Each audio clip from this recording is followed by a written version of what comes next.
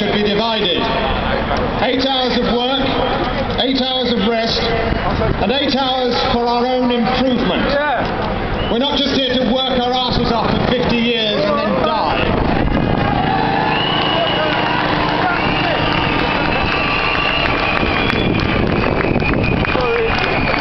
We believe, don't we, that art is for everyone. But just as you shouldn't be denied good health care because you've got less money, you shouldn't be able to experience better art because you're rich. Ballet is not just for the middle classes. Ballet is for miners' children too.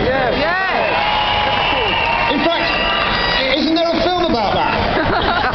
And a show running in London and on Broadway and in 8 other countries across the world, making millions for the Treasury. Let no one tell us we can't afford it. The entire Arts Council budget of this country before cuts is £450 million. That's about 17p per person per week. That's half what we spend subsidising the arms trade. It's 5%. It's 5% of the money lost to corporate tax evasion every year. A Robin Hood tax on the banks would raise that money in 8 days.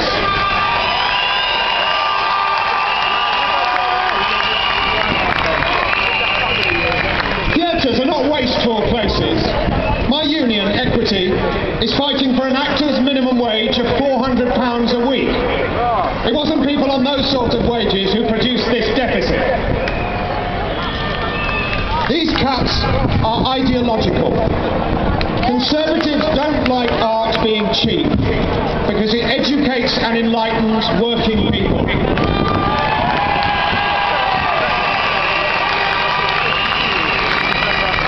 The history of the trade union movement is stuffed with stories of people who educated themselves, who, like William Morris, but refused to believe that learning was something for the few, through night schools, local libraries, universities that didn't cost them £9 grand a year.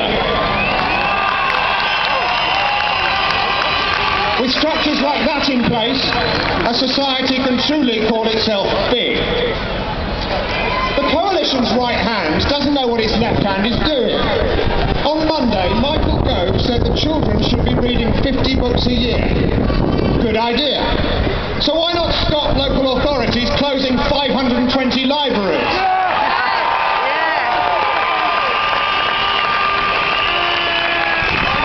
Has Michael Gove worked out how much 50 books a year cost? Is he only governing the country for the people who can buy them, not borrow them?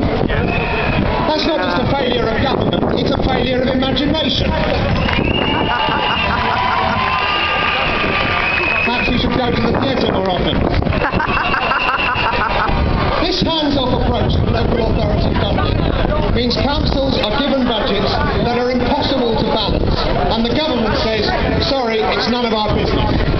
In Somerset, an arts budget of £159,000, 0.0004 of their total grant has been cut by 100%. Not only does that affect the provision of exhibitions, classes, theatre trips and touring on a scale down to the tiniest village in a largely rural county, it also sends a message to people who live in Somerset. The arts are not for you, it says. Don't think you have anything to say, or if you want to say it, go somewhere else. But the arts are a flourishing pyramid. Cut funding to the smaller regional organisations, and sooner or later you starve the larger ones to death. Britain becomes a cultural desert. This government has proved again and again that it knows the price of everything and the value of nothing.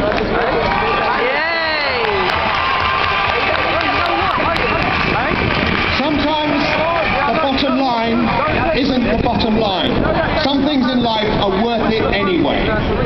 When we've been sacked or chucked, or even if we're just going into a gallery to escape the rain, art reminds us that our own unfortunate circumstances are not all we have, but we really are all in this together.